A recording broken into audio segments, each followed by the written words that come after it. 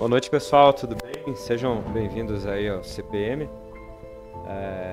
Quarta-feira, né, reunião aberta ao público, né? Então hoje a gente vai falar sobre uma mega trilha, né? Um projeto aí de junção de várias trilhas já existentes e o intuito dessas trilhas de longo curso, né? Não só para nós que gostamos de estar na natureza, percorrendo essas trilhas, aproveitarmos, mas também para quem está nessas propriedades aí adjacentes, né, ter um meio sustentável para, junto com nós que estamos ali, de repente, 1, 2, 3, 4 dias, né, fazendo toda essa, vamos dizer assim, peregrinação, né, pela natureza. Então, a ideia do Caminho da Mata Atlântica, né, o Felipe assumiu um pouco, né? Tá numa Sou um dos, co-construtor, né? Co-construtor. Co-construtor. Então, ele vai trazer para nós aí como que é a ideia de unir aí o pessoal do ambiente rural, trazer mais opção para eles também de renda e atender a gente aí que está na trilha, né? Então, acho que é uma coisa benéfica para ambos os lados, né? Deixar a palavra com o Felipe aí, pode assumir. Obrigado. Pelo convite. Só confirmar se está funcionando o microfone. Tá. Bom, boa noite a todos. Muito prazer, obrigado por me receber.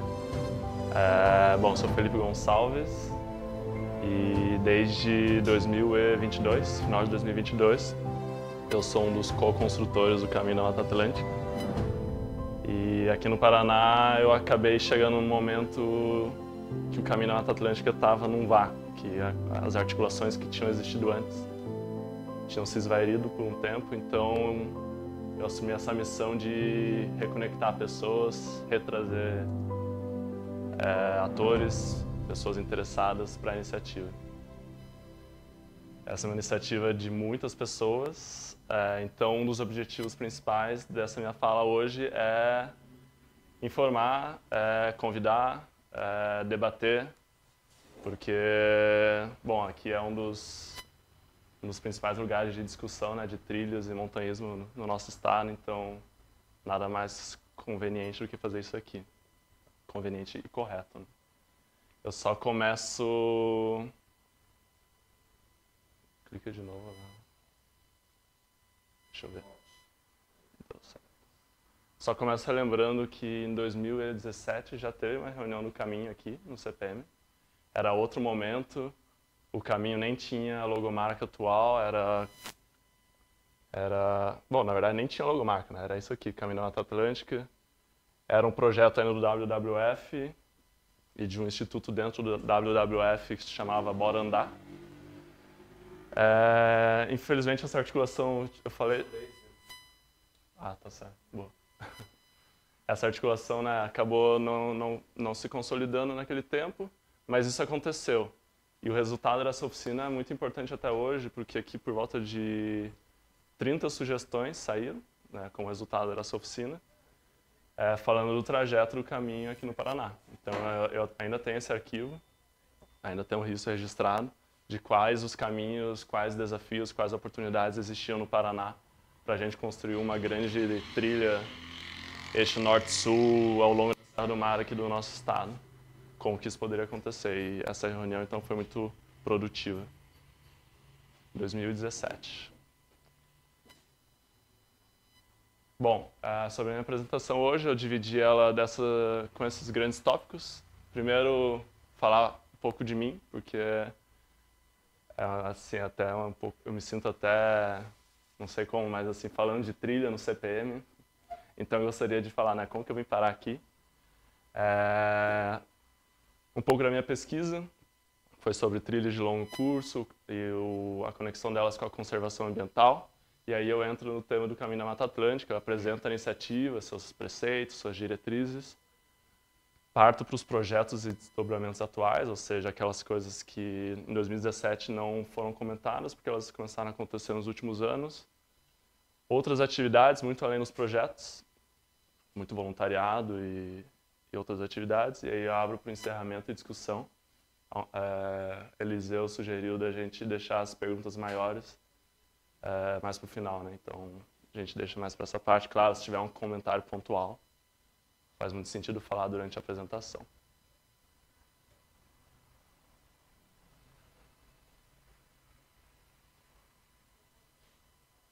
Eu gostaria de falar um pouco sobre mim, como que eu vim parar aqui. Primeiro começar com uma frase que eu gosto muito do Frederic Gross, num livro sobre filosofia de caminhadas, que ao caminhar você foge da ideia de identidade, a tentação de ser alguém, além de ter um nome e uma história. A liberdade de caminhar está no fato de não ser ninguém, pois o corpo que caminha não tem história, é apenas um redemoinho na corrente da vida imaterial. Eu gosto muito dessa frase porque ela vai um pouco de encontro àquilo que a gente às vezes fala, eu vou caminhar para me encontrar. Ele fala que é exatamente o oposto, é para se desencontrar totalmente, que a gente é simplesmente um corpo caminhante. Como eu vim parar aqui? Eu separei nesses 3 blocos de imagens, porque agora olhando para trás eu acho que elas sintetizam bem como que eu vim parar aqui. A primeira delas, a primeira vez que eu fui para o Pico Paraná, com um amigo meu, João, a gente foi numa quinta-feira chuvosa, éramos só nós, e essa caminhada foi muito significativa. Foi assim, a gente dormiu, né? A gente acampou lá no acampamento 2 ou 1, agora não lembro. E a gente não via nada, né? Aí no segundo dia, quando a gente passou a linha das nuvens, foi aquela apoteose para nós. Então foi um momento assim, muito especial, que começou a me cativar mais do que eu já era sobre caminhadas e montanhas. Um segundo aglomerado de fotos ali. Essas 3 fotos não são um evento especial, mas eu vivi, por 8 anos eu vivi fora do país, eu vivi na Alemanha, e lá eu vivi em Berlim, e lá eu vivi uma nova realidade que infelizmente a gente aqui não está muito acostumado, que é a acessibilidade. É você pegar a tua bike e em 20 minutos você está fora da cidade, você está em volta de um lago. Ou você pegar o trem com a tua bike, daqui 2 horas você está longe, você consegue ir para muito longe, de bike ou caminhando. Então eu vivi essa realidade muito intensamente por 8 anos. Simples, por exemplo, aqui sou eu, e eu simplesmente amarrava a minha barraca no quadro da bicicleta, botava as coisas na mochila, e era isso, assim, decidia às vezes à tarde para sair à noite. E a terceiro aglomerado de imagens é uma caminhada que eu fiz com o meu amigo Bertrand, que é um francês que eu conheci em Berlim. E a gente caminhou 5 dias na GR5, que é uma trilha de longo curso da França, entre França, aliás, ela começa na Holanda, vai para a França, aí ela fica entre França e Suíça, até desembocar em Nice, que é no Mediterrâneo. Aquela plaquinha ali, não dá para ler, mas tá, para a direita está escrito 21 dias e para Nova, 21 minutos. Acho. 21 dias ou 21 minutos. Você pode escolher. E a primeira vila dessa nossa caminhada era essa vila, Nové.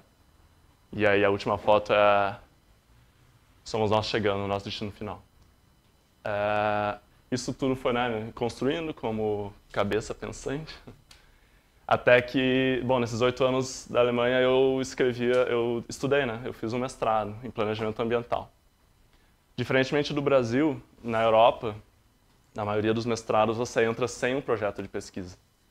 Aqui, né, você tem que ter um projeto já bem específico e isso direciona o teu mestrado. Lá, não. Lá você chega no segundo ano daquele jeito, meio desesperadão para acabar, sem saber o que fazer.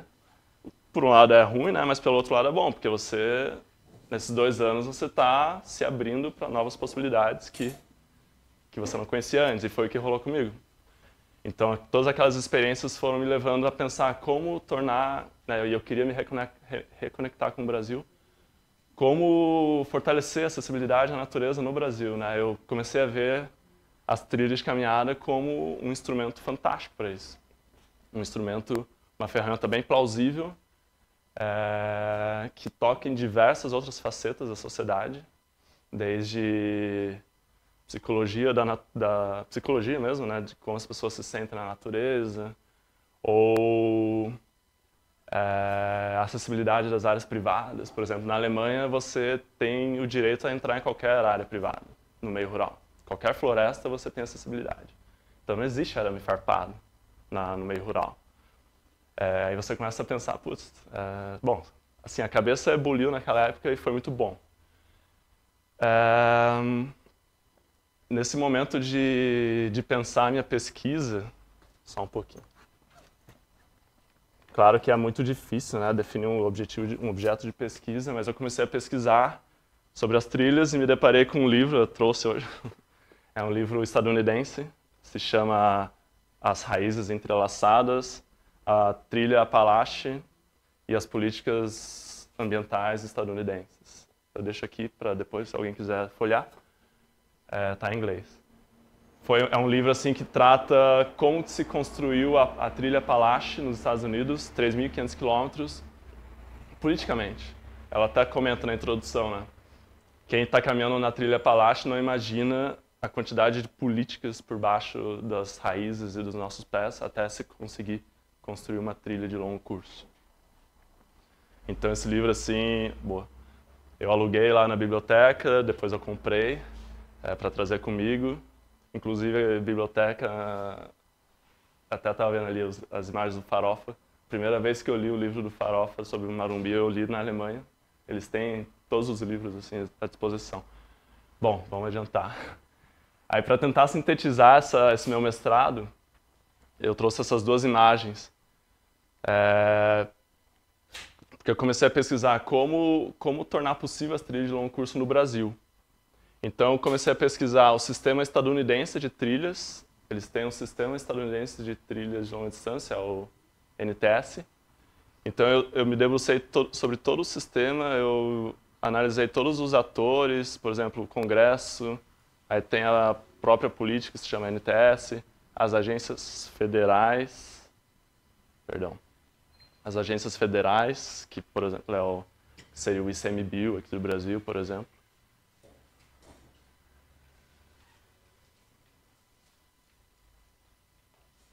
Obrigado.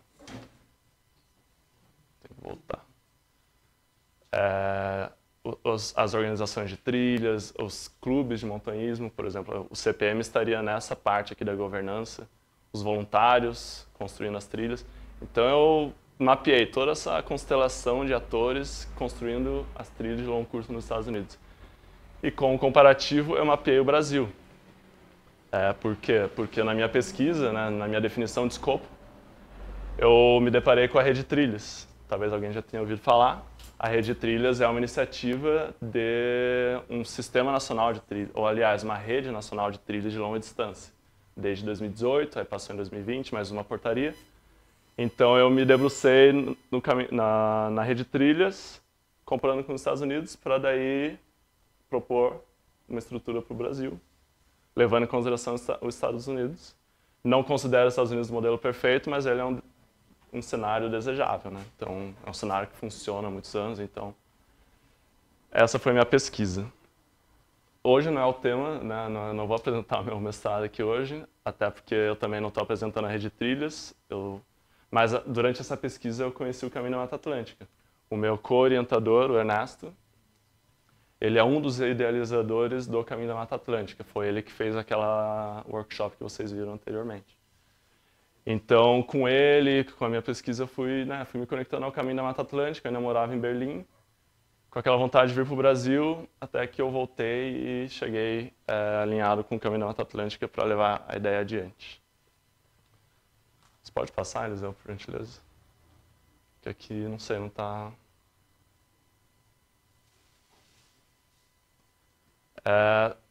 Só gostaria de tratar 3 slides aqui bem rapidinho sobre a dissertação, sobre a dificuldade, assim, ou para a gente entrar no assunto do Caminho da Mata Atlântica. Acho interessante a gente tentar conceituar as trilhas e as trilhas de longo curso. Assim, quando a gente parte para a pesquisa, a gente tem que ser muito preciso, né, muitas vezes. E aí, nessa hora de ser preciso, eu tive muita dificuldade, por exemplo, de definir o que é uma trilha, né?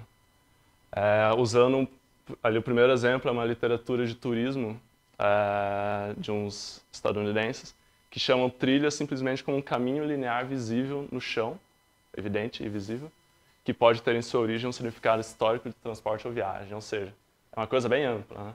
Não tem restrições. Assim. Se tiver um caminho ali, é considerado uma trilha. Já a portaria da rede de trilhas define trilhas como um caminho projetado, sinalizado, mantido para ser usado a pé ou por outros meios não motorizados, ou seja, não sei, tem várias trilhas aí que a gente chama de trilha, mas nessa contextualização já não entraria, por exemplo. E aí um outro conceito já dos Estados Unidos, bem específico, de um órgão ambiental lá que faz gestão de trilhas, chama trilha de uma rota de 50 polegadas ou mais de largura, que é identificada e gerenciada como uma trilha. Então vocês veem que trilha é um assunto que a gente pode decorrer aqui muito, desconstruir ele muito, e não existe uma definição, eu não me apego a nenhuma delas. Obrigado, isso. Agora funcionando. Tá, obrigado. E aí, quando a gente parte para as trilhas de longo curso, acho que essa dificuldade é ainda maior. Por quê? Porque você inclui ali o longo curso. Aí você pensa de cara, você pensa, é muito fácil definir, é uma trilha longa. Tá, mas e aí, qual que é a quilometragem? Por exemplo, nos Estados Unidos, uma trilha longa é considerada 100 milhas, no mínimo. Em Portugal, são 30 quilômetros. No Brasil, é trilha que exige uma pernoite. Então, eu tento também fugir dessa definição, mas assim, eu chego nesses aspectos. Comumente, as trilhas de longo curso são lineares. Elas têm diversos pontos de entrada e saída, ou seja, elas não têm um hub central, não têm uma entrada principal. E esse que é o grande legal, o grande potencial das trilhas longas, né? Elas abarcam toda essa região que elas estão passando. Elas trazem pessoas, elas se tornam um grande eixo ao longo de uma grande área. Elas requerem possibilidades de pernoite, comunidades, abrigos, campings, hospedagens.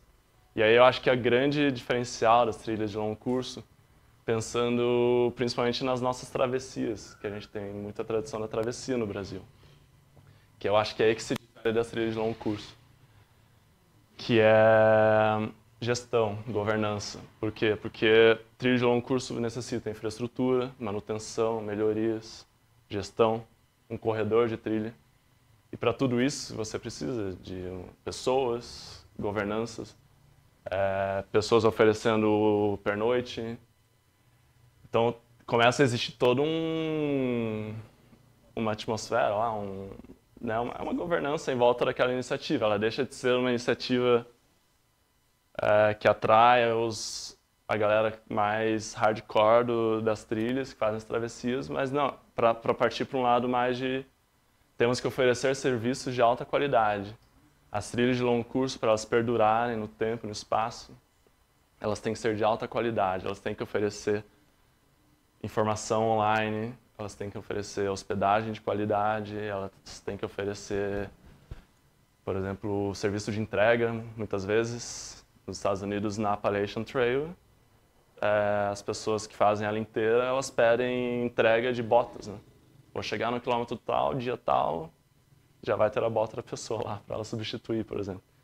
Então,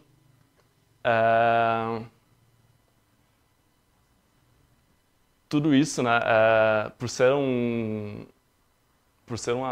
não digo atrativo, mas é um recurso de alta qualidade, ele atrai também um nicho específico de pessoas que estão interessadas na grande distância, mas estão interessadas na aventura. É um nicho específico da sociedade que... Deixa eu avançar aqui. Aí, foi. Acho que assim, só voltando um pouquinho. Eu comentei ali que as trilhas de longo curso, elas normalmente são lineares, normalmente elas têm infraestrutura ou todos aqueles pontos. Também é um pouco não claro do que a trilha de longo curso pode ser, e aí eu acho interessante a gente pensar nas pessoas que fazem as trilhas de longo curso. Acho que a melhor definição, na verdade, de uma trilha de longo curso é a gente pensar no tipo de pessoas que estão caminhando essas trilhas. É um nicho bem específico da nossa sociedade. Normalmente elas são esportistas, elas buscam atividades físicas e de esforço, elas admiram a liberdade, apreciam o contato com a natureza, o gostam do desafio de planejar essas longas aventuras, e elas podem vir de longe. Então, a trilha de longo curso ela atrai pessoas vindo de outros continentes, diferentemente das nossas trilhas locais. Elas são motivadas pelo relaxamento, silêncio, tempo para elas mesmas, por experienciar a natureza, pelas paisagens desejadas e pela aventura, o sentimento de ir até o limite. E eu ainda incluiria na motivação ali, isso é tudo de pesquisa, né? Mas eu ainda incluiria da minha percepção atual, na verdade, o aspecto cultural, né? Quem está fazendo as trilhas de longo curso, elas estão muito interessadas nas interações sociais durante a trilha e culturais com o espaço que elas estão percorrendo. É um nicho bem específico, se a gente para pensar, também, além dessas pessoas, tem que ser pessoas que têm tempo e dinheiro para fazer isso. Nos Estados Unidos, normalmente são as pessoas desempregadas que fazem as trilhas de longo curso. Mas a gente tem que, né, imaginar que as trilhas de longo curso, elas são gigantescas. No caso da Appalachian Trail, 99% da trilha, dos usuários, perdão, da trilha, são de pessoas que a fazem em um dia. Assim, por exemplo, aqui a gente vai para o Marumbi, percorre um trecho e volta. E é isso, 99,99% dos usuários é isso. 0,001 são as pessoas que fazem a trilha inteira. Na Appalachian, de novo, eu uso muito a Appalachian porque esse livro que está passando por aí é dela, né? 0,001, 2.500 pessoas por ano fazem a Appalachian Trail inteira. Porém, a gestão, a filosofia, a gestão, a governança da trilha é pensada nesses 0,0001% dos usuários. É isso que a torna uma trilha de longa distância. Apesar do número super pequeno de usuários que a fazem inteiramente, mas a gestão é toda pensada neles.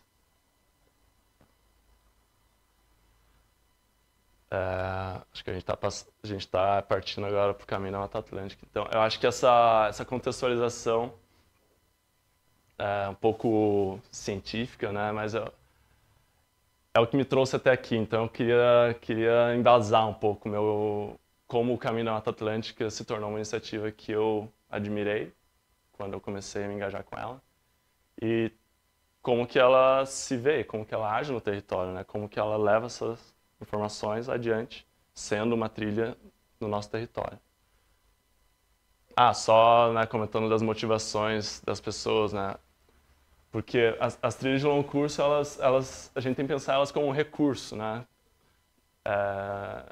Eu, né, como planejador ambiental, tenho que pensar que na sociedade a gente tem pessoas, por exemplo, aqui, são pessoas. Imagina, isso aqui é um fim de inverno em Berlim, no entorno da cidade. Fim de inverno, mas foi um dia que fez 20 graus. Assim, tava todo mundo muito feliz. E essa família saiu de casa de bicicleta, ou de carro, não lembro, e decidiu parar embaixo de um fio de alta tensão, embaixo de uma torre de alta tensão. Aqui era uma rua asfaltada, passando um monte de bicicleta e pessoas falando. E aqui atrás uma autobahn, uma rodovia. E aí do lado é a trilha do Pico Paraná. Então, assim, como planejadora e pensando nos diversos recursos que a gente tem que, né, dispor para a nossa sociedade, para uso e recreação ao ar livre, a gente tem que pensar nas diversas motivações que as pessoas têm. Então, uma família ali preferiu ficar embaixo do fio de alta tensão, enquanto que a outra galera prefere ir para o Pico Paraná subir via ferrata.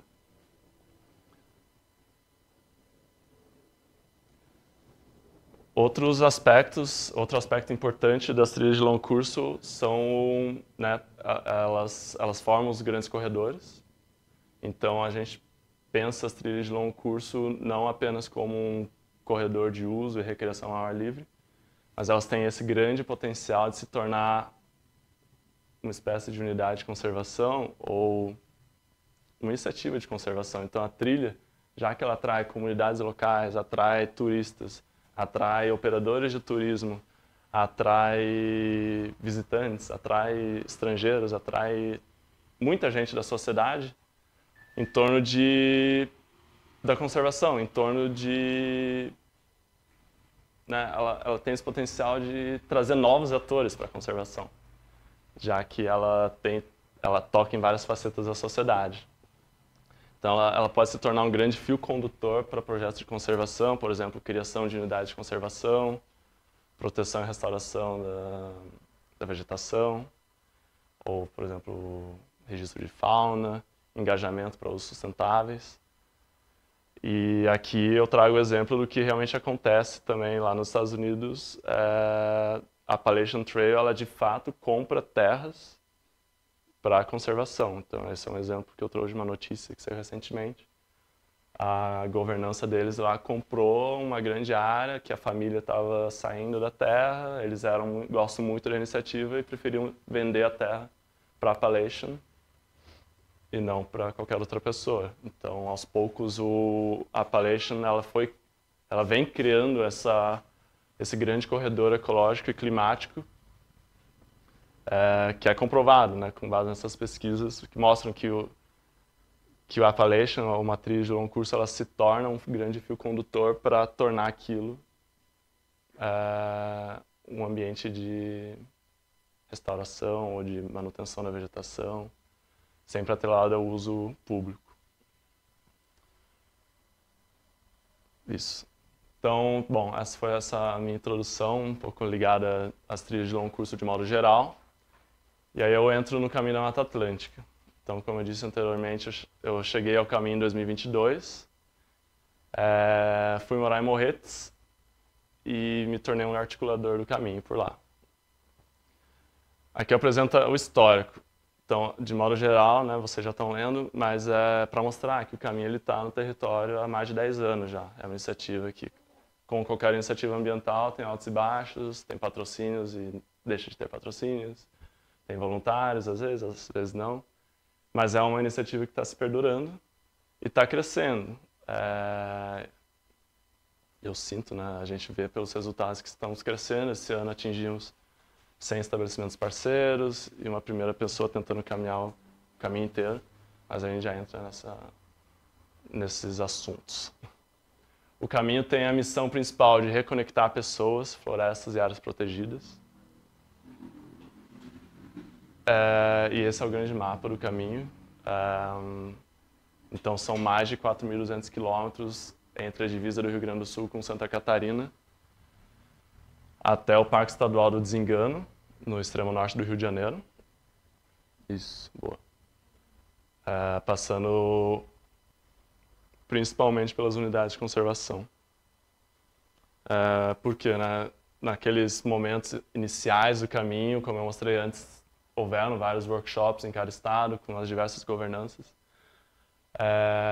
E o enfoque foi sempre os órgãos ambientais, os clubes de montanhismo, ONGs ambientais também.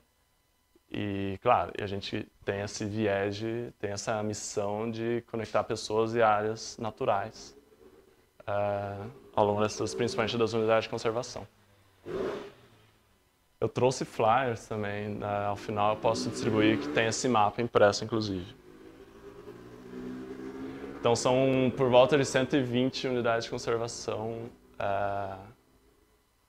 ao longo do caminho, hoje. Engraçado que vai crescendo aos poucos. A gente vai descobrindo novas RPPNs, muitas vezes. Ou também comunidades tradicionais ao longo do caminho. E vamos lá. A iniciativa é dividida em 4 componentes, então só explicando brevemente. A gente vê esses 4 componentes como 4 direcionamentos das nossas ações que devem caminhar sempre juntos. Então, por exemplo, o primeiro deles é a trilha, né? Então, o primeiro componente do caminho é a trilha, basicamente, que é implantar, consolidar ou manter trilhas que já existem, ou trilhas novas, foco nas trilhas que já existem, muitas delas históricas, por meio de voluntariado e apoio de gestão de unidades de conservação, por exemplo. Mas o caminho não pode só atacar naquilo, por quê? Porque a gente precisa de voluntários, ou a gente precisa de pessoas fazendo isso. Então, o outro componente do caminho é o engajamento, ou seja, a gente precisa engajar a sociedade nesses esforços de conservação da Mata Atlântica. A gente precisa alertar a sociedade da importância da Mata Atlântica e o potencial que o caminho tem para isso. Então a gente promove ações de voluntariado e monitoramento participativo de fauna e vegetação. O terceiro componente, cadeia produtiva. A gente não entende o caminho nunca será forte se as comunidades do seu entorno não estiverem fortalecidas. Então, fortalecer a cadeia produtiva, isso é principalmente pelo turismo, fortalecimento ou engajamento ao turismo sustentável. A gente entende, então, como o meio principal para a gente fortalecer a cadeia produtiva ao longo do caminho. Como eu disse anteriormente, o caminho já tem mais de 110 estabelecimentos parceiros. O que é isso, né?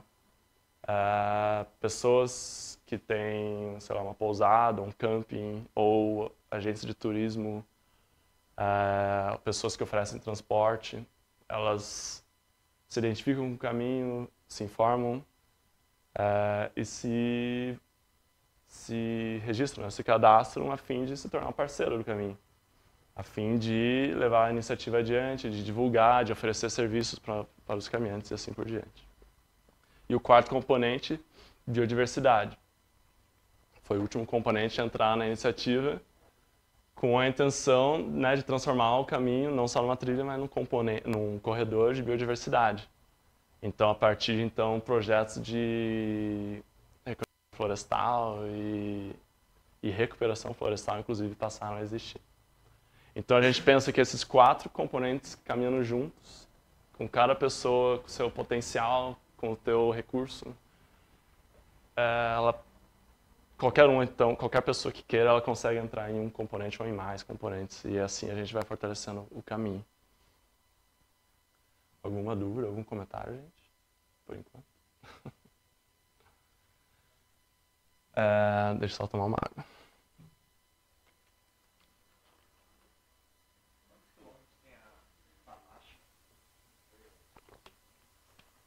A Apalache tem 3.500. A Apalache, ela demorou 10 anos para ser implementada. Mas ela até hoje não está pronta. Uma trilha dessa nunca está pronta.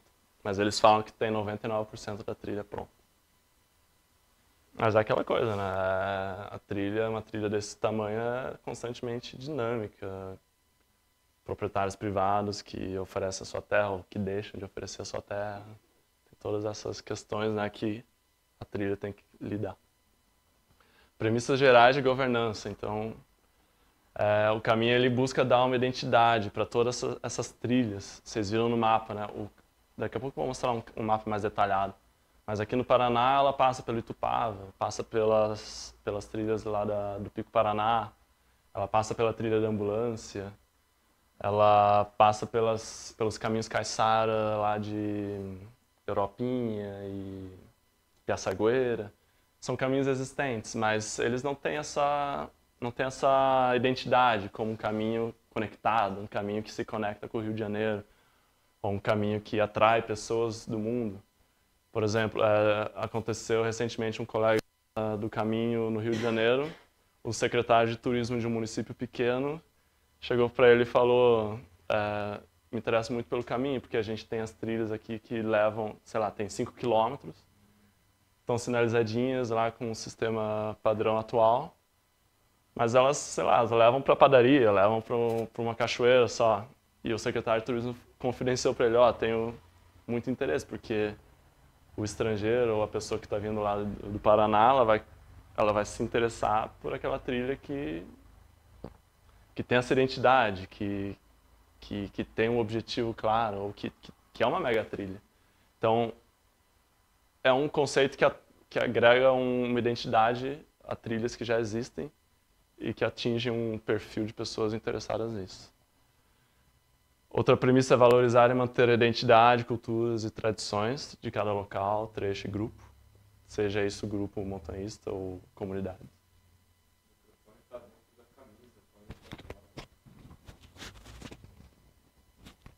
Entendi.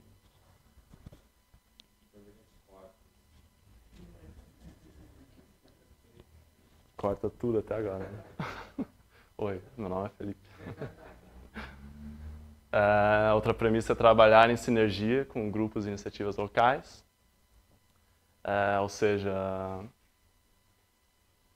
grupos que já estejam talvez voluntariando em um trecho de trilha, fazendo mutirão de limpeza ou mutirão de manejo, agregar aquilo ao caminho, fazer com que elas se sintam mais motivadas a continuar fazendo aquilo, né?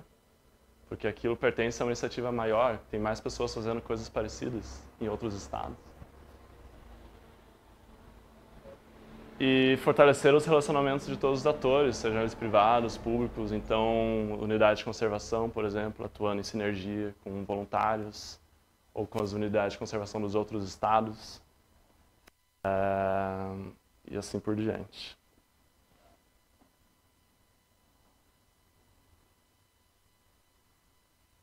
Princípios para implantação. Então, a gente tem esses princípios, é importante falar para deixar claro o que o Caminho da Mata Atlântica é. Até porque eu vejo que tem algumas confusões, muitas vezes, em se tratando de trilha de longo curso no país. A gente quer promover a diversidade de experiências, construir soluções em parcerias com os locais, uma governança participativa, então eu estou aqui hoje e daqui 2 anos pode ser o Adilson aqui falando sobre o caminho. Respeitar a cultura do montanhismo, com o engajamento dos clubes e federações. Desde o começo foi isso, muito forte, nos outros estados também. Sinalizar apenas quando necessário, considerando as categorias de manejo, de trilhas e diversidade de opções de sinalização. E conectar os fragmentos da Mata Atlântica, apoiando a conservação da biodiversidade através dos corredores ecológicos. Então, né, acho que isso deixa claro a definição daquele trajeto, daquele mapa que eu mostrei. Eu toquei no assunto de sinalização, ele é um assunto polêmico, principalmente no Paraná. Eu explico aqui, então, a sinalização que eu tenho aqui na minha camiseta. Várias sinalizaçõezinhas. Esse foi um concurso que acho que foi em 2018, feito online, para as pessoas votarem. E foi decidido, então, por essa sinalização e aquela logomarca. Por esses vários motivos. O primeiro motivo, azul, foi escolhido por ser a cor menos presente na Mata Atlântica, então facilitaria a visualização. Esse formato de seta está muito presente em várias culturas e idiomas, para mostrar o direcionamento. A seta significa um A, enquanto que o detalhe no meio é o M, de Mata Atlântica. E por ser um símbolo retilíneo, né, reto, ele acaba sendo fácil de implementar, inclusive quando a gente faz sinalização rústica, muitas vezes com stencil e spray, né? Então se torna uma sinalização fácil de implementar e fácil de ler. E aí algumas premissas nossas aqui também, que rústico é diferente de tosco. Então muitas vezes uma plaquinha feita à mão, a gente já fez algumas. Experiências de outros estados é que as placas rústicas muitas vezes são mais respeitadas do que as oficiais de PVC, porque talvez passe um sentimento de pertencimento ou de grupo local fazendo aquilo. Quantidade não é qualidade. Sinalização, acho que esses dois, o segundo e o terceiro ponto andam junto, né? Sinalização condizente ao público e à classe da trilha. Então a gente é muito cuidadoso, a gente não sai distribuindo stencil para as pessoas sinalizarem, porque a sinalização, ao mesmo tempo que ela ajuda, ela pode ser perigoso porque ela convida, né? Ela encoraja as pessoas, talvez, a fazer trilhas que elas não estejam preparadas. Então, a trilha difícil não é para ter sinalização a todo momento ou logo na entrada, né? Então, cada exemplo, cada caso é um caso, sempre pensando nisso, né? De que a classe da trilha, a dificuldade da trilha, o público que a utiliza, tudo isso, né, direciona como a sinalização é feita. E aí eu respeito as sinalizações e tradições locais. Por exemplo, levando as trilhas do Paraná, muitas delas têm apenas fitas amarradas ou não tem nada na sinalização. Então a gente tem que ter essa sensibilidade de não querer enfiar a goela abaixo uma sinalização. E aí cabe ao caminho informar isso na internet, no nosso mapa interativo, ou possivelmente no mapa impresso. Siga a sinalização tal, daquele trecho até o trecho tal. O caminho não quer colocar a sinalização em qualquer lugar. Sim. Mas essa lógica de não sinalizar as trilhas que são mais difíceis é algo de fora do Brasil ou é mais no Brasil? Na Europa tem muita piada Com sinalização. Sim, mas tem trilhas também não sinalizadas.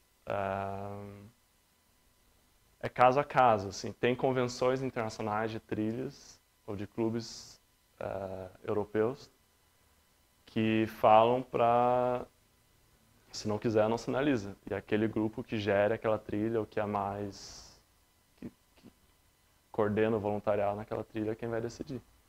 Não existe uma obrigação em sinalizar. Por exemplo, o sistema europeu de trilhas, que são 12 trilhas europeias cruzando a Europa, elas sinalizam apenas quando aquela trilha já está bem sinalizada. Quando o grupo local daquela trilha já colocou muitas vezes aquela bandeirinha branca e vermelha, é uma cor bem tradicional. Se aquilo lá está sinalizado daquele jeito, o sistema europeu também sinaliza, mas se não tiver aquela sinalização, o sistema europeu não vai sinalizar. É possível não ter sinalização, basicamente. A Appalachian Trail não tem sinalização na Appalachian Trail inteira. Ou outras trilhas nacionais nos Estados Unidos têm uns montinhos de pedra. Cada seção das trilhas é diferente da outra, em respeito aos clubes que as manejam. Aí aqui eu trago alguns exemplos de sinalização no caminho. Então a gente tem algumas placas informativas. Isso aqui é uma foto lá no Parque Nacional da Tijuca. Essa aqui também. Aqui eu trago ela porque ali em cima, o primeiro, trilha Transcarioca, com as pegadinhas da Rede Trilha, e o Caminho da Mata Atlântica. Elas fazem o mesmo trajeto no Rio de Janeiro. E vocês veem que aqui nessa placa foi respeitado. As duas sinalizações estão na mesma placa. E aí, claro, tendo isso atrelado a uma outra placa que explica isso, a pessoa consegue entender que é a mesma trilha, só que uma tem um viés e a outra tem outro. Aí plaquinhas de PVC para lugares mais consolidados, mais placa informativa lá na direita, isso aqui é em Santa Catarina, no Cambirela. Plaquinhas rústicas, mas que informam o caminhante. Direcionais rústicas também, no Cambirela. E a pintura rústica, numa comunidade rural aqui no Rio de Janeiro, Macaé de Cima. Então são diversas formas que as sinalizações do caminho são feitas, sempre de acordo com aquela trilha, com aquela necessidade.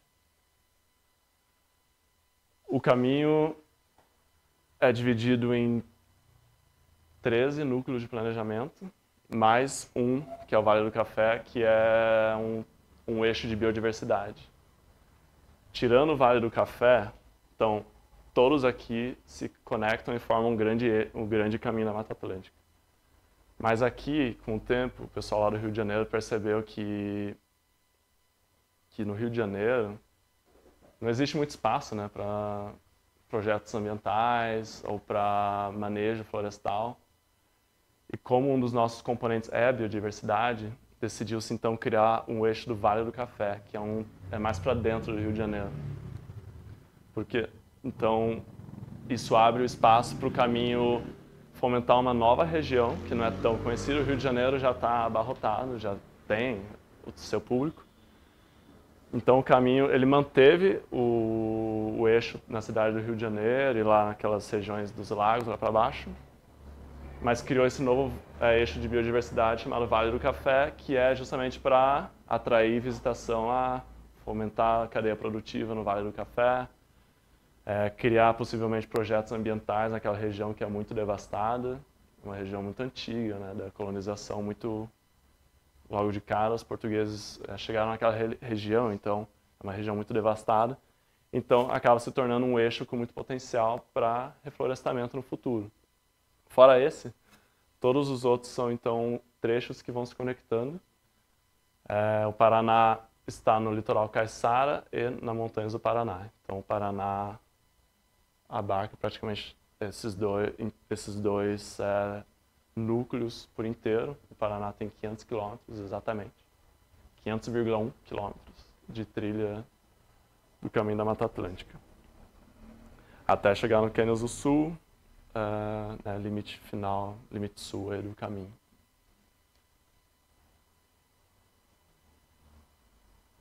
Um trabalho que a gente está fazendo atualmente, que é muito fundamental, infelizmente a gente não tem pronto ainda, é incluir informação qualificada na internet. Então, a pessoa quer fazer um daqueles trechos, um daqueles núcleos, nesse caso, Montanhas do Paraná, a pessoa precisa de informação, ela precisa saber quanto tempo ela precisa fazer aquele trecho, ela precisa saber quais são os percalços.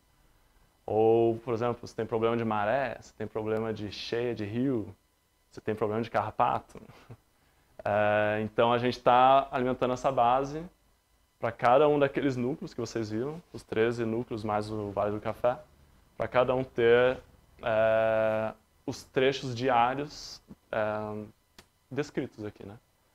Então, põe só para a esquerda ali, Eliseu, por gentileza. Lá, o primeiro trecho diário de quem vem do norte para o sul é comunidade Limoeiro, indo para o Rio Pequeno, distância aproximada de 10 quilômetros, possibilidade de pernoite nos dois lugares.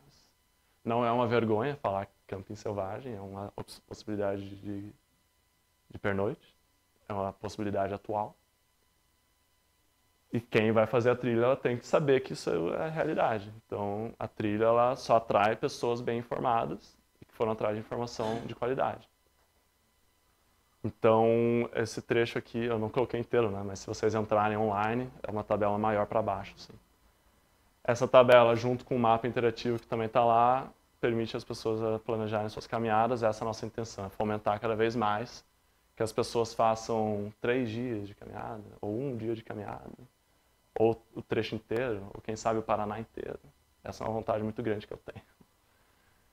Esse inverno, quem sabe. E aqui eu trouxe um destaque. Bom, acabou a bateria. Acho que é por isso, então, que não está passando. Você colocado 9, vê se não está desligado. Tem um botão lateral. Tá piscando agora. Deu. Destaco aqui, então, o caminho no nosso estado. Como eu falei lá, dei o exemplo do Limoeiro, né? Limoeiro é aqui. Embaixo da estrada, para o sul da estrada de Guaraqueçaba. Ali começa, então, o trecho Montanhas do Paraná, que percorre tudo, passa pelo Pico Paraná, 4 Barras, o trecho original da Graciosa, entra no Itupava, percorre Marumbi, né? Prainhas, Porto de Cima, Bairro Central, Morretes, Anhaia, chega lá no Parque Estadual do Pauoco.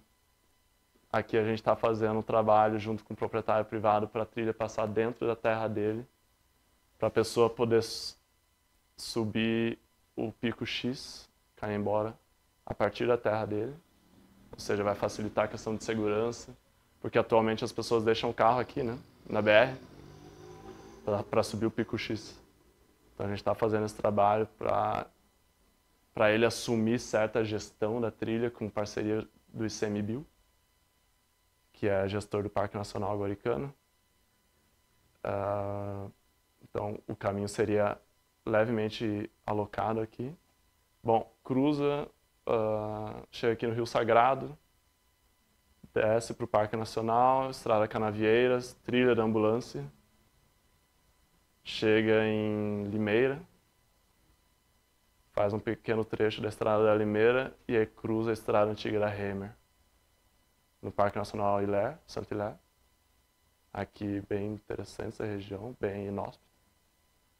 E aqui se torna mais estradas rurais, passa por Nossa, esqueci o nome daquela vila de pescadores lá em Guaratuba. Como? Esqueci, é com C. Tem o Salto Paraty lá por perto. Das Ostras, Cabaraquara. E aí aqui acaba o Montanhas do Paraná. Então, entre Cabaraquara e Limoeiro, é Montanhas do Paraná.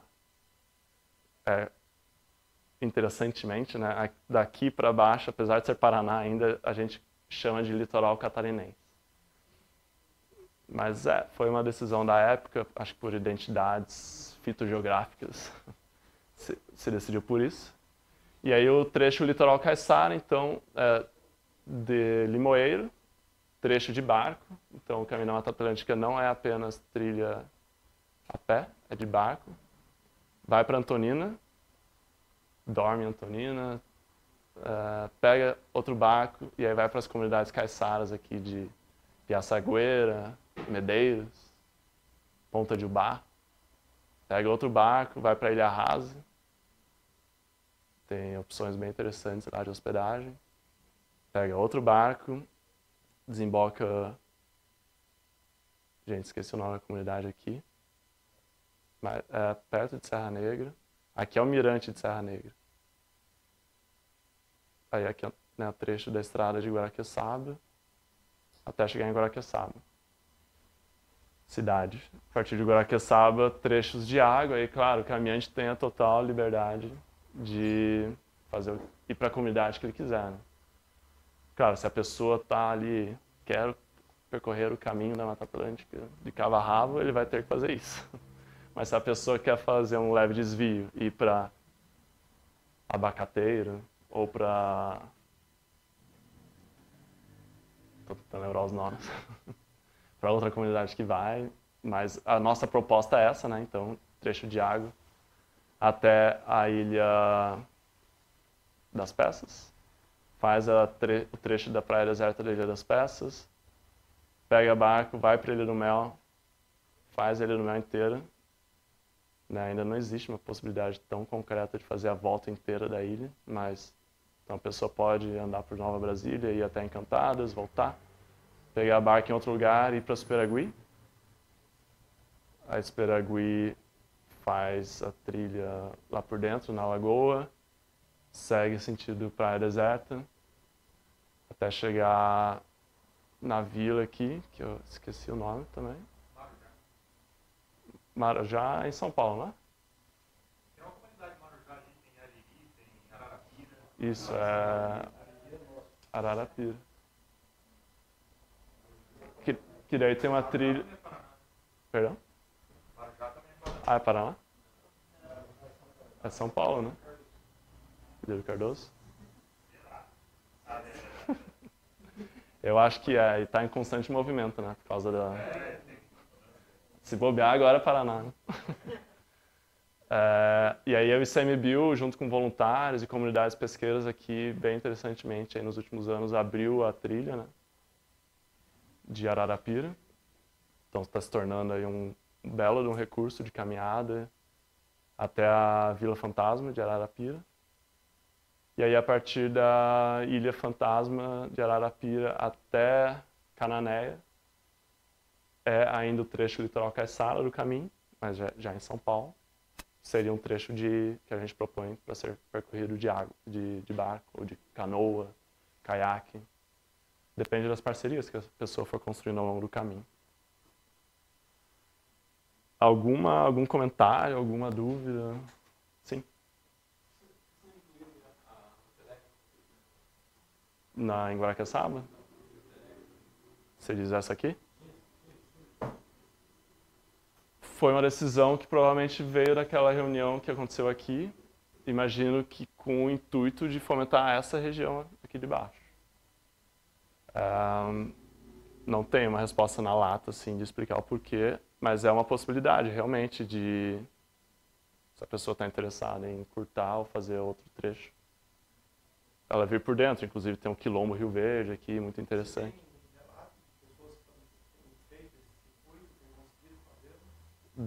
Da trilha do telégrafo? Não, a gente não tem ninguém que percorreu inteiro ainda. É claro que tem as pessoas que fazem por trechos, mas aí não é necessariamente o caminho da Mata Atlântica.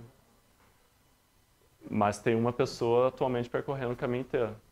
Então, ela não chegou no Paraná ainda. E aí eu estou muito curioso. Mas esse circuito aí que você mostrou ainda não tem. Esse aqui que está no mapa, você disse? Não, ninguém percorreu ele inteiro ainda. Mais alguma pergunta? Comentário? Pergunta que é quando é que a gente vai fazer isso? Vamos dividir em partes, vamos começar semana que vem. Já que empregado é uma boa. Que pensava o tempo inteiro pensando nisso. Objetivo. Né? Começou a achar legal a ideia. Mas assim, pensando de uma forma bem prática, né? Acho que você comentou dos locais, de nós mesmos, por exemplo, tomarmos conta disso, por meio das nossas caminhadas, da divulgação, da orientação a outras pessoas. Se nós conseguirmos ter uma noção clara do início e fim, pegar por trechos, vamos pegar, por exemplo, o litoral caiçara. Vamos explorar isso aí. Vamos, durante um semestre, brincar nessa região e o clube mesmo fazer algumas chamadas. Olha, vai ter esse guia e nós vamos fazer um caminho de sexta até domingo. Eu vejo que tem uma possibilidade muito grande de uma adesão significativa de pessoas para fazer isso. E aí, se nós fizermos um trecho no final de semana que seja, agora, daqui a 2, 3 semanas, mais outro trecho, em pouco tempo nós vamos ter isso aí bem sedimentado. Bem interessante, bom saber. Eu vejo que os grupos, não só do clube, mas os grupos que têm o WhatsApp, que não são ligados ao grupo, eles são motivados muito por um guia. Por alguém que vai fazer o convite e falar, vamos fazer isso. Puxar, né? Exato. E se for possível uma agenda, 3 dias, 4. Vamos pegar final de semana, que é mais fácil e mais um grupo maior pode participar. Se nós tivermos uma agenda de um final de semana por mês para isso, eu acho que a gente consegue um grupo significativo para desbravar isso e poder até mesmo colocar as fitas, algum tipo de sinalização inicial, dá para gerar um movimento significativo. Porque em Curitiba nós temos muitas pessoas, não estou considerando só o clube, muita gente. É muita gente que precisa de uma liderança, de um chamado. Eu vejo que esse pode ser um caminho para nós mesmos tomarmos conta, assim, né, de habitarmos essa região e essas trilhas. É bem desafiador, né? Ser essa pessoa de puxar, porque demanda muito conhecimento do território, né? E respeitar, né? E no tempo certo, né? No tempo das comunidades. Muitas vezes o espaço, o lugar não está pronto para receber, né? Então, por isso que é desafiador também, mas eu acho que é extremamente viável. Eu adoro o teu comentário. Acho que é uma organização que a gente pode começar a fazer a partir de agora. Só para finalizar o que ele falou, no Rio de Janeiro, no trecho extremo norte, o primeiro trecho, né, do Caminho da Mata Atlântica, aconteceu exatamente isso. Foi feita uma troca de bastão. Grupos percorreram... Bom, qualquer pessoa podia se juntar a essa caminhada do trecho extremo norte a qualquer momento. Então, teve um dia de início, um dia de fim, então as pessoas podiam se juntar ao grupo no dia que queriam, que podiam. Durou umas 2 semanas e aquele trecho foi percorrido em uma tacada só. Acho que teve só 2 voluntários que fizeram o trecho inteiro, mas a maioria das pessoas iam se juntando de acordo com suas possibilidades. Oi. Então, eu acho interessante, assim, faz 1 ano que eu tenho mais participado, né, e já faz, sei lá, uns 4 meses que eu tenho vindo aqui. E assim, eu percebo que buscando informação, por exemplo, na internet, em grupos, com guias, o que acontece? Por exemplo, eu tenho informação segmentada de áreas, né? Então assim, putz, queria fazer isso. Ah, tem um povo que vai lá e faz com um barco na ilha tal lá. Então, aqui eu vejo que com esse mapa e com as explicações que eu tenho aqui e com as conversas, o que acontece? Eu consigo visualizar mais amplo isso e mais possível. E E assim, quando o colega coloca, olha, dá para fazer assim, dá para fazer assim, quer dizer, é possível, né? Só que realmente, assim, eu vejo que a internet facilita em muita coisa. Quando eu tinha 15 anos, a gente ia para o Marumbi, mas assim, com o amigo do amigo que o vô subiu, foi o primeiro que escalou, né? E era aquela coisa até meio irresponsável, digamos assim, né? Aí agora a gente acaba tendo informação, mas ainda, que nem eu falei, meio segmentada na internet, se a gente conseguir juntar, e aí que eu acho que a importância do clube é essa, né? Quer dizer, tanto que eu encontrei eles trabalhando no fim de semana, perto de Itapiroca. Então, assim, quando você vê que tudo isso, existe uma integração, existe você, eu nem sabia que existia já essa ideia, né, trilha longa, enfim. Então, eu acho, assim, muito positivo tudo isso.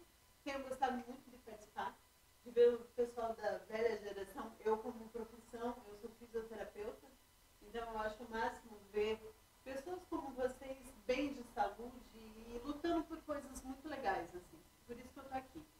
Então, eu acho, assim, bem possível, super apoio. Também gostaria de parar de trabalhar e só viver disso. Então, a gente vai. É um ótimo caminho, né? Tendo as pessoas do CPM, aí os voluntários que eu conheci em Morretes, Santonina, o Adilson, que é um deles que eu conheci em Quatro Barras. Né? A gente vai fazendo essas pontes, tenho certeza que vocês conhecem pessoas também nesse território. Acho que o desafio está posto, eu vou atrás disso. Vou tentar organizar com vocês, sim. Mas vamos tocar em diante agora e vamos falar mais no final. Ainda tratando aqui como uma iniciativa, eu queria apresentar os projetos atuais e recentes do Caminho, porque o Caminho, né, ele partiu para esse lado, para ele se perpetuar, né, ou para ele se manter no espaço e tempo, ele teve que se profissionalizar, porque é uma iniciativa muito grande, complicada, desafiadora. Então, através dos projetos, a gente consegue direcionar forças, angariar fundos e levar o caminho, a ideia adiante. Então, eu apresento para vocês brevemente alguns projetos que a gente tem realizado Aqui tem 3 estados. São Paulo ainda não tem um projeto, nem Rio Grande do Sul, mas Rio Grande do Sul é bem pouca coisa do caminho. Apresento em primeiro lugar aqui esse projeto organizado pela galera da FEMESC. Então, a Federação de Montanhismo de Santa Catarina é bem alinhada com o caminho. O presidente da FEMESC é o coordenador do caminho. Então, ali rolou uma troca muito intensa com a EPAGRE. A EPAGRE é como se fosse o IDR aqui do Paraná, ou a Embrapa Nacional. E o Instituto Camargo Correia, que tem uma fundação. Aliás, o Instituto é uma fundação. Então, se desenhou esse projeto de fortalecer comunidades rurais, com foco principalmente em estabelecimentos rurais. Então, através desse projeto, mais de 20 estabelecimentos rurais ali da região continental, né, de Florianópolis. Eu infelizmente não sei o nome das cidades, mas as cidades mais do interior ali, todas elas então receberam algum aporte e mentoria dos técnicos da EPAGRE. Alguns estabelecimentos, por exemplo, de colher, tem aquele pessoal que colhe e paga morango, por exemplo. Alguns estabelecimentos desse receberam um financiamento para melhorar suas estruturas, enquanto que o caminho foi direcionado para passar na frente dessas propriedades rurais, ou estacionamentos que receberam aporte financeiro para construir um abrigo ou um banheiro. São diversos os exemplos, e o mais interessante assim é inclusive uma aldeia indígena que tem sido capacitada para receber visitantes, tem tido acompanhamento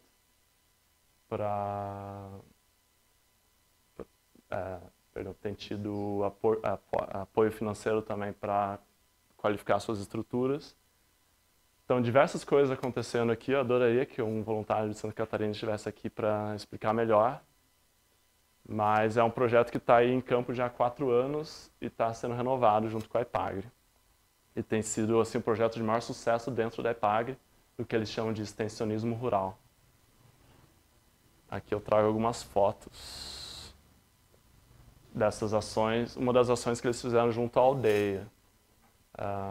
Então, interessante é isso, que o caminho ele agrega a EPAGRE, né, são extensionistas rurais que fazem aquilo profissionalmente, junta eles com os voluntários do caminho, que fazem aquilo por amor e que querem a sua região se desenvolvendo, muitos são operadores de turismo ou guias locais, né? Então eles têm a possibilidade no futuro talvez também guiar para esses locais. Então eles acabam se engajando também. E aí, aqui, como eu disse, né, o caminho daí é direcionado para passar na frente dessas propriedades, voluntariado, extensionistas juntos, manejo de trilha. A galera como eu disse, né, a FEMESC é muito presente lá. Então tem esse viés bem forte também de manejo de trilhas por lá. Então esse é um exemplo aqui desse projeto de Santa Catarina, com apoio do Instituto Camargo Correia e realização da EPAGRE. Partindo para o próximo projeto, Guanamangue. Esse é um projeto que já foi finalizado, foi de fortalecimento de comunidades tradicionais na Baía de Guanabara, no recôncavo, né, da Baía de Guanabara. Então aconteceram oficinas, foi mapeado o caminho por lá, foi sinalizado o caminho por lá, realizaram inclusive expedições longas também inclusive trilhas novas foram criadas nesse caso, para fortalecer um turismo de base comunitária no entorno da Baía de Guanabara. Isso, obrigado. Esse é um projeto muito importante, agora muito grande, acontecendo no Mosaico Central Fluminense, que é a região a partir da Baía de Guanabara, seguindo o sentido Petrópolis, Magé, ali, região serrana. Então, o Caminho da Mata Atlântica, junto com o Instituto Internacional de Sustentabilidade, desenhamos esse projeto que atua em 3 pilares. Vou partir para eles. O primeiro deles, restaurar 250 hectares de vegetação. Essa região é diferente do nosso litoral, ela é muito explorada. Ao mesmo tempo que ela é muito declivuosa, tem uma aptidão agrícola muito baixa, mas ela é muito devastada mesmo assim. Restaurar 250 hectares, fortalecer cadeias produtivas locais, turisticamente, sendo uma delas, e monitoramento de fauna e flora, inclusive a partir de ciência cidadã. Então essa é a área do projeto. O que o caminho faz, né? O caminho, essa linha vermelha. Infelizmente, né, todo o reflorestamento não acontece diretamente no caminho. Essa seria o objetivo principal, mas não é viável. Esse reflorestamento acontece nesses pontos amarelos. Então, se desenhou um corredor do Caminho da Mata Atlântica, onde 250 hectares estão sendo reflorestados num máximo de 10 quilômetros do Caminho da Mata Atlântica. Junto com o reflorestamento tem sido feito o monitoramento de fauna, para criar aí uma linha base de fauna. Então a gente está aproveitando que a vegetação ainda está no estágio muito baixo, muito precário, para criar essa linha de base. Daqui 10 anos, quando a vegetação estiver maior, a gente vai poder medir e dizer quanto de fauna que realmente se privilegiou dessa nova situação. Esses todos são registros do Caminho da Mata Atlântica de 99 câmeras que foram instaladas por aquele projeto. E muito interessante, muito legal, e eu acho que é o grande diferencial desses projetos do Caminho de Reflorestamento, é que o nosso viés é engajar a sociedade. Então, acontece muito oficinas de capacitação, qualquer pessoa, como aqui hoje, qualquer pessoa pode ir e receber instruções de como reflorestar, inclusive participar de mutirão de reflorestamento, atividades de educação ambiental também com crianças e com adultos, ou atividades de identificação botânica são realizadas. Então tem esse viés, um daqueles 3 pilares que eu mostrei, né, de fortalecimento da cadeia produtiva, atua muito nisso também, né, de colocar a sociedade no centro disso Bom, é isso. Então, em relação a esse projeto, mostrei um pouco para vocês. Agora, esse ano, a gente está começando esse, que é um projeto bem similar, um pouco menor, ele é 90 hectares. E ele tem menos propriedades, mas também está restaurando, monitorando, engajando a sociedade para reflorestamento e para regeneração florestal.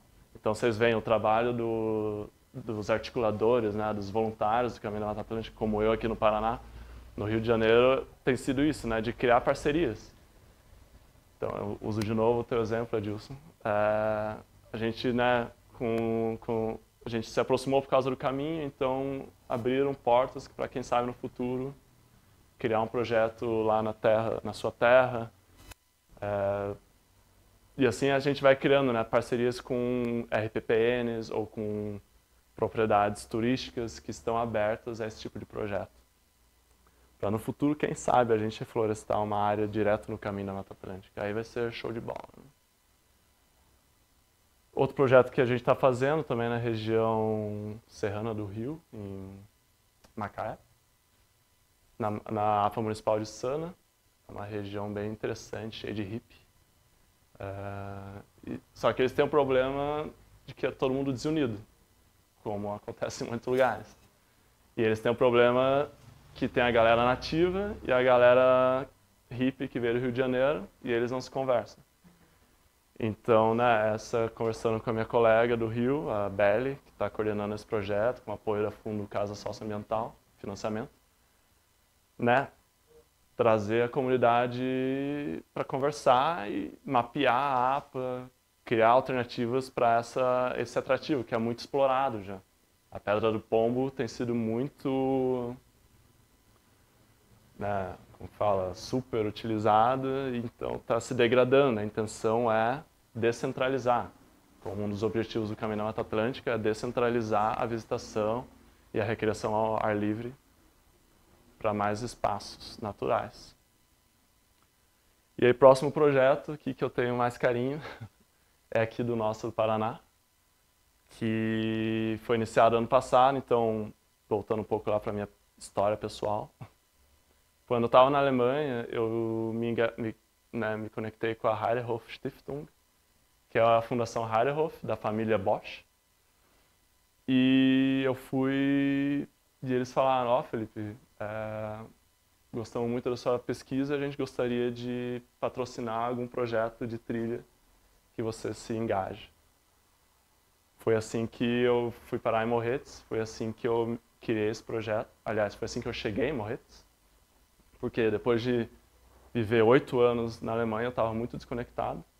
Eu precisava de um tempo em Moritz antes, que foi um momento de mapeamento, de muita, né, bater na porta de todo mundo.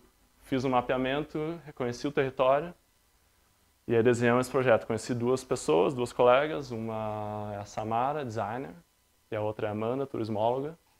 E desenhamos esse projeto, que é um projeto de fortalecimento comunitário. O que é o fortalecimento comunitário? Então a gente se engajou com 2 comunidades, Rio Sagrado e Moritz. Todo mundo sabe onde é o Rio Sagrado? Estou curioso. Alguém não sabe? Todo mundo sabe. E a comunidade agroflorestal José Lutzenberger. Todo mundo sabe onde é? Não.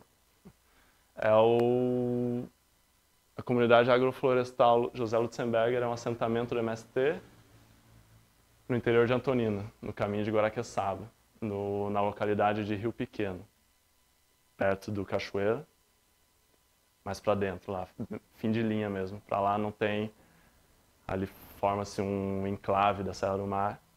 O assentamento é a penúltima propriedade daquela área. Então a gente se conectou com essas 2 comunidades, cada uma com seu desafio. Rio Sagrado, por que eu me conectei com o Rio Sagrado? O Rio Sagrado é a maior localidade rural do nosso litoral, tem 3.000 habitantes. E o Rio Sagrado está sofrendo ameaça da construção de uma ferrovia. Talvez vocês tenham ouvido falar da Nova Ferroeste. O trecho 5 dela cruza inclusive trechos próximos ao Parque Nacional Guaricana. E isso começou, de certa forma, a articular a comunidade por lá, contra. Claro, tem gente que é a favor, mas tinha gente que era contra, só que essas pessoas estavam muito na defensiva, eu percebi. E elas estavam ali loucas para, né, vamos movimentar, vamos trazer iniciativas para o nosso território como contra-ofensiva, né? Então foi aí que a gente pensou, tá, vamos criar um contra-ataque, vamos criar uma contra-ofensiva, vamos mostrar toda a potencialidade do nosso território. A partir disso, então, a gente se engajou com a comunidade.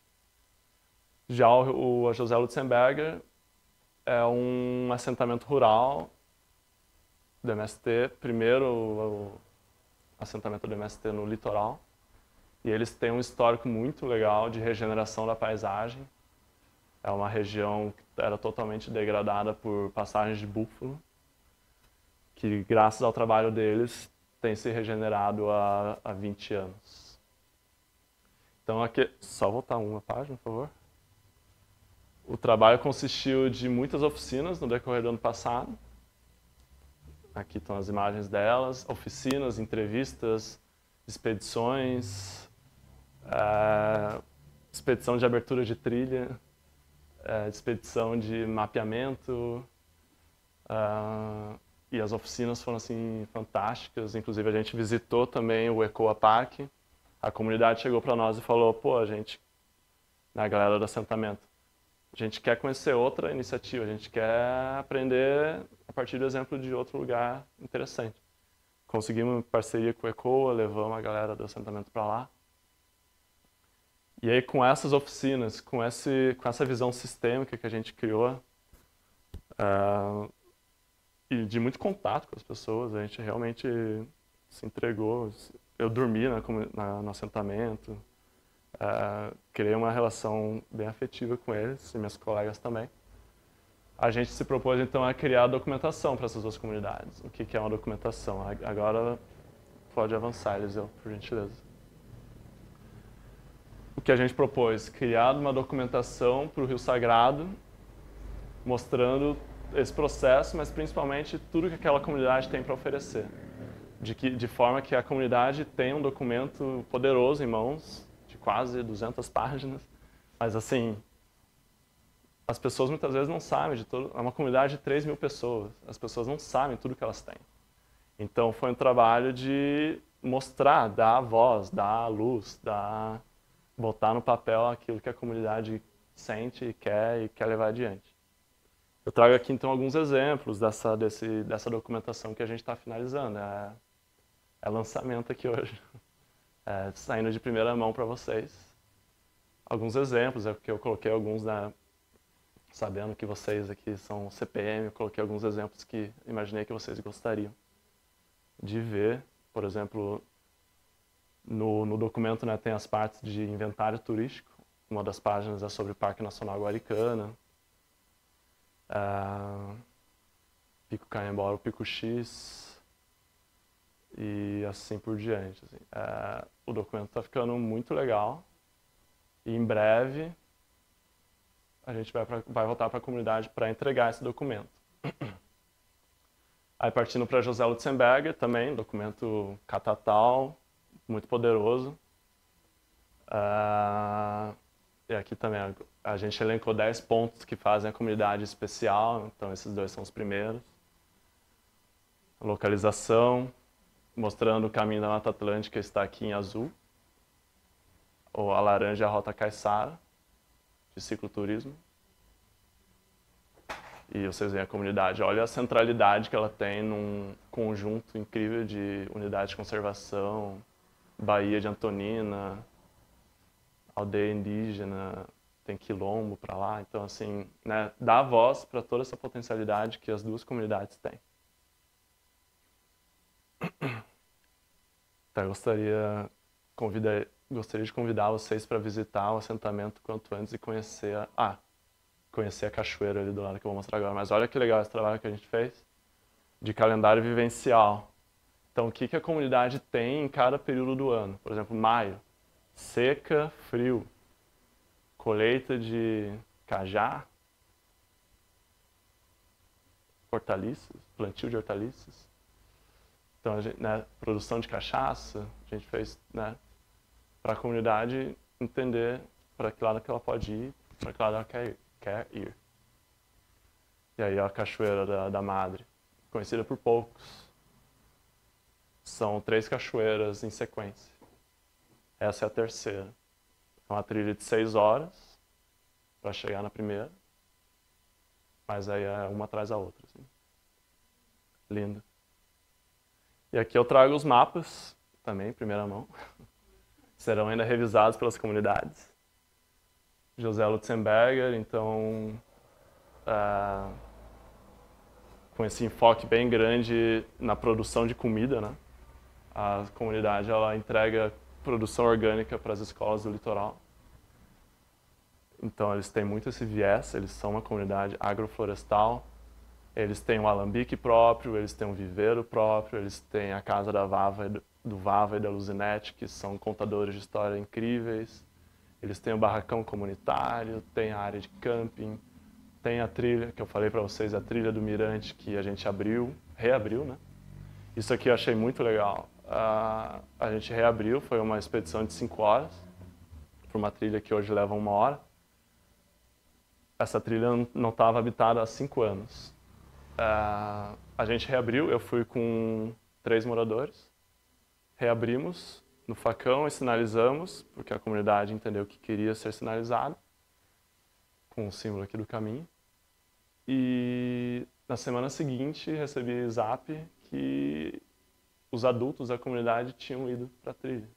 Eu achei isso muito poderoso, porque, fazia uns 5 anos que a comunidade não saía daqui, e graças a uma trilha elas voltaram a ter o território, digamos assim. O território que é deles, né? Que eles conquistaram. E aí aqui o mapa do Rio Sagrado, já mais complexo, porque é uma comunidade maior, né? Um pouco menos detalhado, mas mostrando também, né, produtores locais, produzem coisas de banana, culinária indígena, sítios agroflorestais, cachoeiras. E o Salto do Sagrado, que tem se tornado bem conhecido nos últimos anos. De novo o caminho da Mata Atlântica aqui, né? Vocês veem como que a gente se conecta com a comunidade, né? Através do caminho. E como eu falei para vocês antes, a Ferroeste, né? Então esse é o perigo da Ferroeste lá na comunidade. Então a gente buscou, a gente quis mostrar, mesmo no mapa turístico, a gente quer mostrar para a comunidade se conscientizar daquilo que está no território deles. Muitas vezes a gente percebeu que ninguém nem sabia do que se tratava. Então, né, assim, documentações que a nosso interesse são muito poderosas. E aí ontem a gente recebeu uma notícia bem legal lá do assentamento, que eles foram selecionados para o programa de incubação da Rota Turística Coração da Mata Atlântica, que é um projeto, talvez alguém tenha ouvido falar nas últimas semanas, do Vocações Regionais Sustentáveis do Paraná, Investe Paraná, Governo do Estado e Airbnb, para criar, né, como que fala?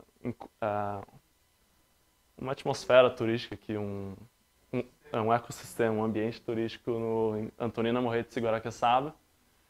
E o assentamento foi selecionado. O assentamento nunca tinha dado bola para turismo. O assentamento não sabia das potencialidades que ele tinha. E eles aplicaram e passaram em primeiro lugar, inclusive. E passarão por um processo de incubação turística patrocinado pelo governo. E estarão lá na plataforma do Airbnb. Então, é um resultado legal, assim, que eu me orgulhei de ver ontem. Aí, além dos projetos, coisas que vão acontecendo paralelamente, né? Então, os projetos, eles trazem financiamento, trazem parceiros que nos permitem manter certas atividades. Eu trago aqui bem forte o voluntariado no Cambirela, lá no Parque Estadual Serra do Tabuleiro. Florianópolis está logo aqui. Então, aqui é a parte continental. União de diversos grupos de montanhismo em 2018. Formou-se, então, um grupo de pessoas interessadas que não estavam conectadas em um objetivo comum, a fim de reestruturar toda essa região. Então, com o trabalho deles, eles passaram a ganhar apoio do Instituto do Meio Ambiente de Santa Catarina. E, atualmente, o Cambirela tem 26 degraus na face leste, 60 degraus instalados na face norte, por montanhistas voluntários que readequaram toda essa trilha que estava praticamente abandonada e não tinha visitação ordenada até então. Inclusive realizaram um manejo de pinos nessas faces aí. Aqui algumas fotos desse trabalho bem constante que eles fazem. Eles estão lá no inverno quase toda semana. Instalaram caixa de cume, degraus, toda a sinalização feita por eles, sinalização do caminho da Mata Atlântica rústica e direcional, manejo de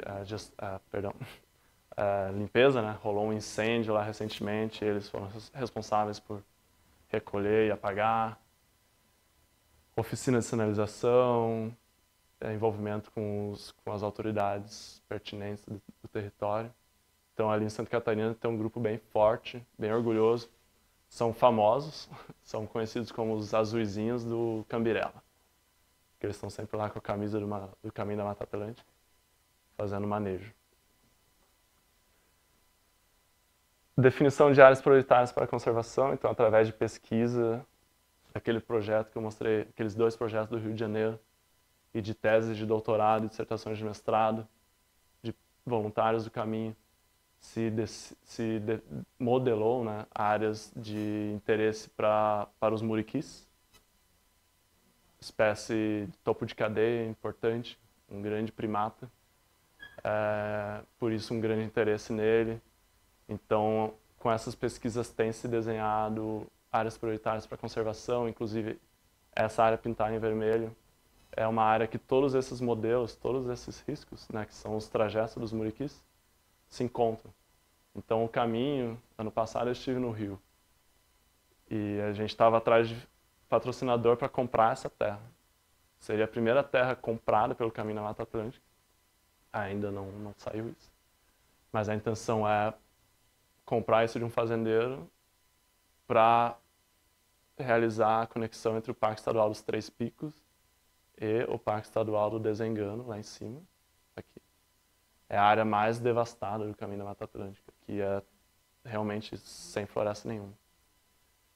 Então, tudo isso atrelado ao uso, né, às trilhas que o caminho vem fomentando nessa região. Próximo, por favor. Definição da rota do CMA também. Então, aquele eixo Vale do Café que eu comentei anteriormente, ele é recente, ele ainda está em fase de definição detalhada, assim, de como é. Então, tem se levado tudo isso aqui em consideração, né? Esse é um mapa de gradiente de resistência. Então, as áreas roxas são as unidades de conservação, então são sem resistência, mas todo o resto, né, tem diversos outros fatores que possibilitam ou impossibilitam a restauração florestal, a conectividade ecológica. Então, o caminho ele busca tirar proveito, né, das melhores potencialidades do território. Para a definição do seu roteiro. Um exemplo bem legal também rolou lá em Lumiar, no Rio de Janeiro, esse artista local que pinta muros e postes nessa vilazinha bem bonitinha, pequenininha, na região serrana. Ele se apropriou do Caminho da Mata Atlântica e incluiu as setinhas do caminho nas suas artes pela cidade. Acho muito legal também. Então, incluiu o caminho naquilo que ele vê como sua comunidade. E aqui alguns exemplos para ir finalizando de atividades no Paraná, atrelado àquele projeto que eu mostrei agora há pouco. Coisas que a gente fez ano passado. Então, minha primeira atividade, vai lá em cima, por favor. Eu cheguei na comunidade de Ponte Alta, que é perto do centro de Morretes, e fui atrás, fui batendo na porta de um monte de gente, e consegui reunir esse grupo pequeno, porém singelo, na igreja da comunidade, para a gente debater o caminho. Eu apresentei para eles, esse é o caminho da Mata Atlântica, eu sei que aqui tem uma cachoeira, e o caminho passa lá embaixo. E o que vocês acham do caminho? Vocês querem o caminho passando aqui? Vocês têm alguma coisa para incluir no caminho? Levei um mapão e o pessoal foi anotando, foi falando, fala com tal pessoa, aquela pessoa oferece hospedagem. E assim por diante. Então, essa região do bairro Central e da Ponte Alta, mostra um mapa rapidinho, por favor. Era ali, ó, só para situar vocês. Então, Centro Histórico de Morretes, aí a Porto de Cima, lá em cima. E esse é o Salto Bom Jardim, é o salto mais perto da cidade, só que muita gente não conhece. E o caminho passa lá, naquela linha mais azulada. E então a gente se reuniu lá na comunidade Ponte Alta, que é aqui, para pensar esse eixo, no caminho a gente chama de ramal secundário, que é quando você conecta o eixo principal do caminho para um atrativo. Bate e volta, né? E então a gente se reuniu com a comunidade, fez parceria com... Perdão? Pô, mas de novo eu. Então, ó, como resultado, a gente fez parceria com o Hostel Jardim de Gaia. A gente fez parceria com o dono dessa terra, o César, produz porco e tilápia. Ele cobra R$4 para entrar na terra dele. E ele super adora o caminho e permitiu que a gente entrasse aqui, fizesse manejo da trilha, fizesse a sinalização. Isso, claro, foi uma conversa de 10 meses até chegar nisso. Mas pode tirar o zoom, por gentileza? Então, mostrando aqui um pouco, né, dessas ações que a gente fez, mutirão de limpeza, 200 quilos em poucos metros, sinalização. Ali em cima, aqui é a entrada dessa propriedade do César, aí a partir daqui é a trilha, né? E aí aqui tem um exemplo da sinalização do caminho. Então é uma trilha que tinha aquelas sinalizações de sacos plásticos, que a galera vai pondo. Tá, legal, mas assim, a gente vê que aquele plástico vai desgastando, né? Vai soltando. E, modéstia à parte, a trilha, assim, ela ficou outro nível, depois de ter uma sinalização mais pensada, né? Porque a gente ia e voltava, a gente ficou 4 horas sinalizando uma trilha de 1 hora. Porque a gente ia e voltava, tá, pra onde que a gente sinaliza agora? Né? Toda uma consciência. Aí esse aqui também dá exemplo da trilha do Mirante, lá no assentamento José Lutzenberger. Eu fui então com os 3 camaradas do assentamento, jovens. A primeira vez foi quando a gente abriu o facão. Aqui é no topo, bem legal, eles se apropriando do próprio território. A vista de lá para a Serra do Bitiraquiri, Pico Paraná. O outro lado do Pico Paraná. Né? E aí a segunda vez a gente foi já com o intuito de registrar. Um amigo cineasta foi junto. E aí já foi mais gente também da comunidade. Gente colhendo tucum, passando nos antigos passos de búfalo. Sinalização, as meninas participando. E mapeamento, né? Também a intenção é sempre ter isso mapeado, com qualidade, utilizando metodologias da FEMERGE, Federação de Montanhismo Escalada do Rio, para ter essa informação correta aqui. E isso vai estar naquela documentação que eu mostrei para vocês anteriormente.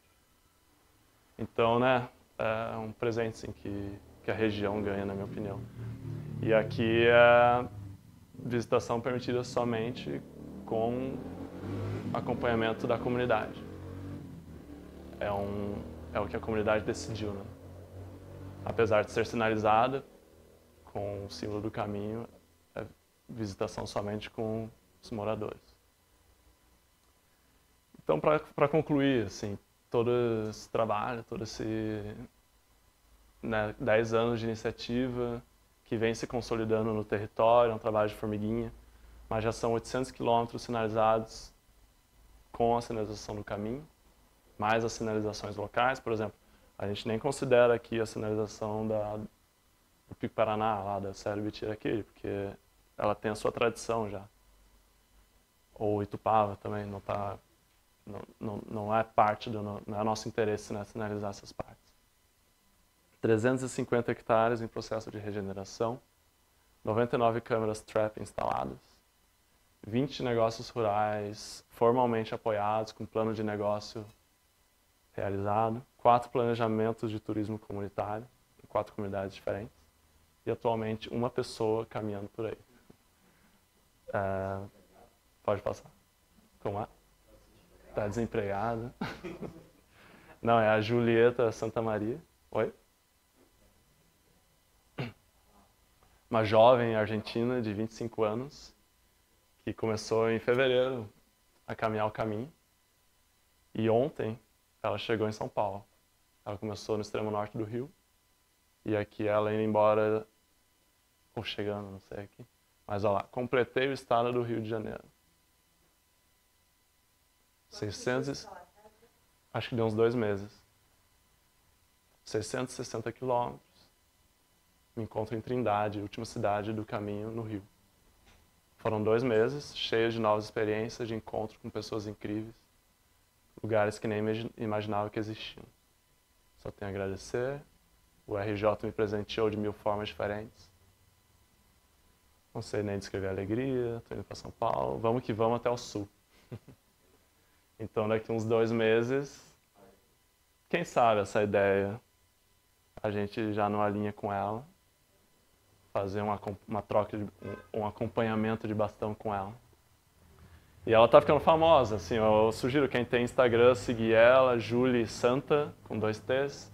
Ela posta, cada dia que ela faz, ela posta, coloca tudo no Wikiloc também. Tá sendo assim, pro caminho, ela tá sendo incrível. Qualquer trabalho de engajamento que a gente levaria 10 anos, ela tá fazendo por si só, simplesmente caminhando. Né? E é assim que tem que ser. E aí, para finalizar a minha fala hoje, em poucas palavras, para concluir, no começo eu falei das trilhas de longo curso, né? São ferramentas de expansão e destaque no mundo para desenvolvimento territorial, atrelada ao turismo, conservação e recreação ao ar livre. Então, não é apenas o caminho, não é apenas a rede de trilhas. É o mundo inteiro que está com essa pegada aparecendo. O Caminho da Mata Atlântica é uma mega trilha que se consolida há uma década e vai se expandindo no território com governanças locais em 4 estados. Então, como eu disse aqui no Paraná, quando eu cheguei, eu estava sozinho, mas já tem voluntários, tem amigos, tem parceiros e, claro, tudo leva tempo, mas agora se a Julieta chega em Morretes, eu já sei para quem ligar, para onde que ela tem que ir, quem que pode ajudar em qualquer perrengue, quem pode caminhar junto com ela. O CMA busca sempre expandir, fortalecer e respeitar suas parcerias locais, seja com instituições, grupos de trilhas e com voluntários e voluntárias. Então, caminho assim é para todo mundo. E pelo caminho, vamos conhecendo pessoas fantásticas e projetos incríveis. Assim, esse 1 ano e meio que eu estou engajado está realmente mudando a minha vida. E o meu objetivo hoje era mostrar isso para vocês. E quem sabe motivar algumas pessoas a participar, pensar junto, desenhar experiências. Porque é realmente assim, muito legal, muito gostoso. O trabalho do caminho. As pessoas, os voluntários do caminho são pessoas fantásticas também. E agradecer a vocês. Agora eu vindo para uma finalização. Estou muito curioso para ouvir sobre vocês e de vocês. Quais seus pensamentos, suas dúvidas, seus receios. Deixo aqui meus contatos. Mas vamos conversar. E obrigado pela noite.